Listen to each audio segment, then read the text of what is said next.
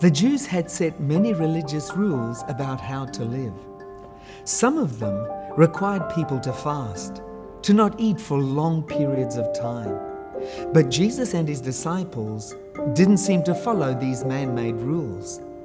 The religious leaders thought that Jesus' followers should fast and be miserable together with them. So they came and asked him about it.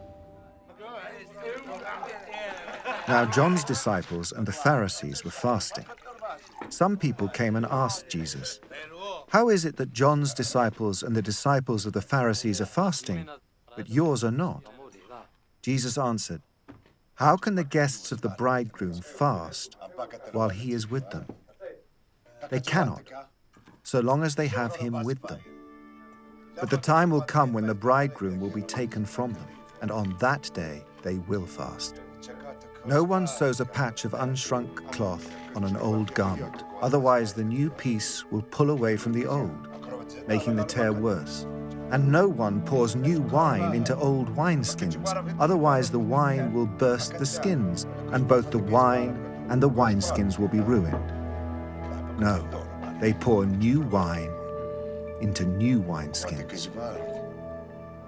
The people were shocked that Jesus and his disciples were clearly having a good time, eating and drinking. The religious leaders taught that if you were properly religious, you shouldn't enjoy life at all. Instead, you had to go around fasting and being solemn, serious and boring all the time. But Jesus uses the example of new wine, which was basically pure grape juice. He says, you don't put fresh grape juice into an old wineskin in which the previous wine had fermented, because obviously the wineskin would burst. Jesus is saying that there's a time for everything. Right now, he's saying, just like there's joy at a wedding when the bridegroom is present, so too, it's not possible to be miserable and sad when he, Jesus, the bridegroom from heaven, is right there with them.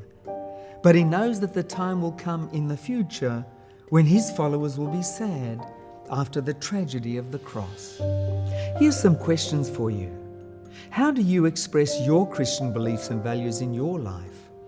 Is Jesus, the bridegroom, evident in your life? Do others see the joy that comes from walking with Jesus?